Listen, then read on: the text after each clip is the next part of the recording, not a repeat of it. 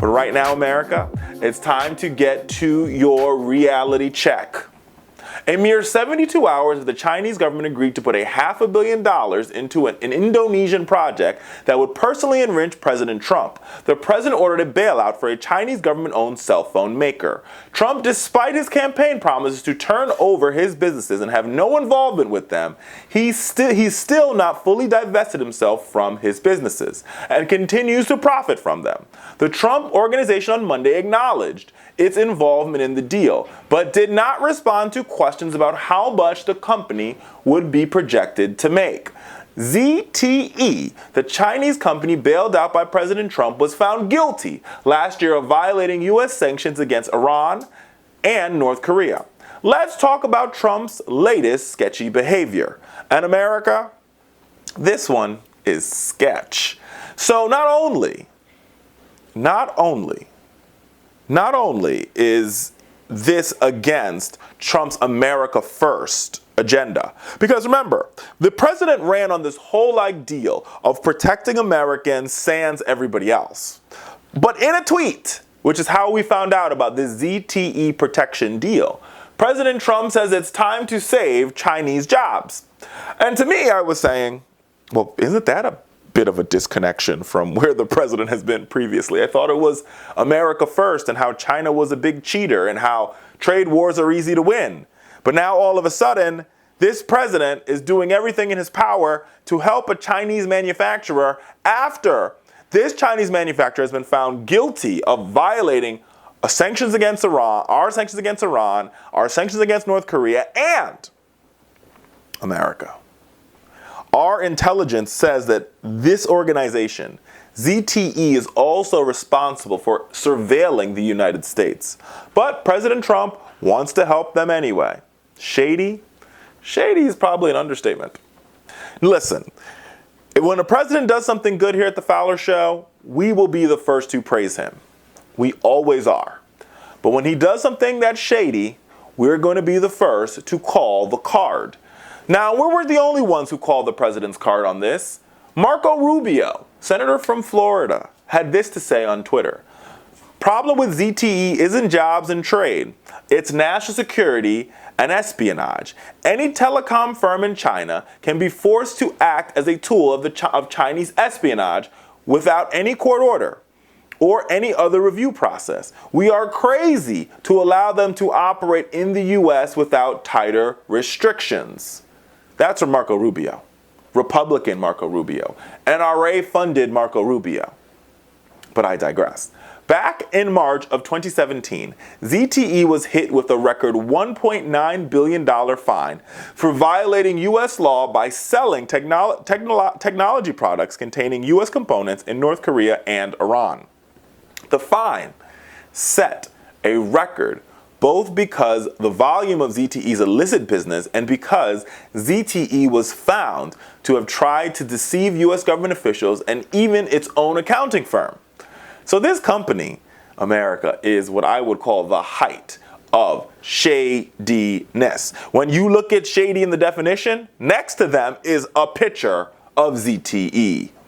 On April 15th, because the facts on the Fowler Show matter and we're going to give you the full fact pattern.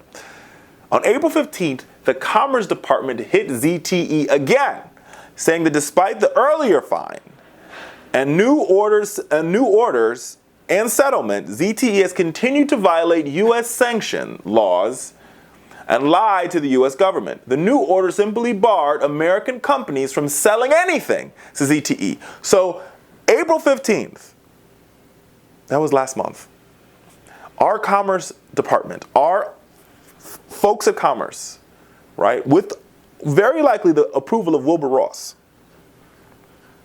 said not only are you re-violating something we've already fined you for, but we find your act, ZTE, so heinous that we are going to stop any American company from doing business with you. It's wild, right? Because remember, President Trump is this big free trader, right? I mean, Wilbur Ross is all about free trade. Remember, he was on a Cyprus bank board, big free trader.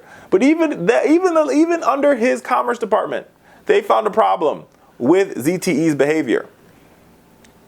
Continue on this fact pattern. On May 11th, that was last week, a state-owned Chinese construction company called Metallurgical Corporation of China announced that it would float a $500 million loan to an Indonesian developer to facilitate the construction of a vast integrated lifestyle resort that included Trump-branded hotels, residents, and a golf course.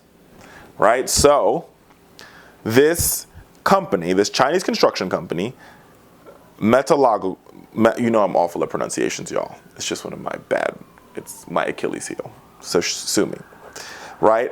They said they're going to float the cash, this $500 million, to fund this Indonesian development project.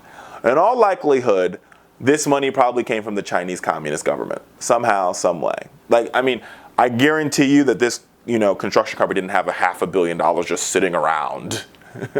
Yeah, the government's like, here's some money, go fund this project. We have loosey-goosey accounting over here in China. I digress. Right? So this all took place, and then on May 13th, Trump tweeted the following: President Xi and I are working together to give the massive Chinese phone company ZTE a way to get back in business fast. Too many jobs in China lost. Commerce Department has been instructed to get it done.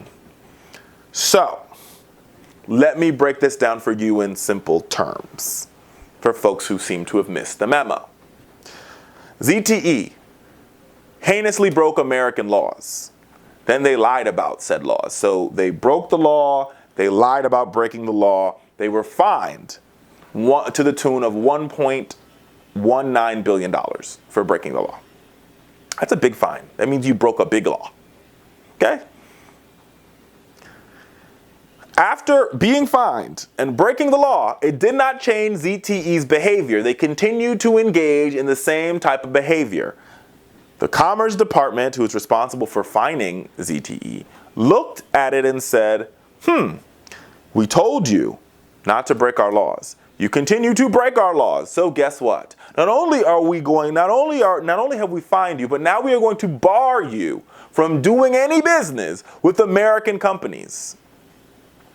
That's how much of a bad actor we think you are as a company. You cannot buy or sell anything with any American company. Not McDonald's, not Walmart, not Homeboy on the street selling light bulbs can you buy and sell from ZTE. You are a bad company, you are a bad actor, you violate American laws, and as Marco Rubio said in his tweet, you are a threat to our national security and you are a threat to our way of life in America. But then, our president, after his company that he's supposed to be disconnected from, gets a $500 million investment from this Chinese construction company, all of a sudden, America's tune has changed when it comes to ZTE being being a bad actor. And remember, America, this is not an instance where the Obama administration was one that sanctioned and fined ZTE for their bad behavior. No, ZTE was fined by the Trump administration for their bad behavior. Because remember, President Trump promised that he was going to be tough on China.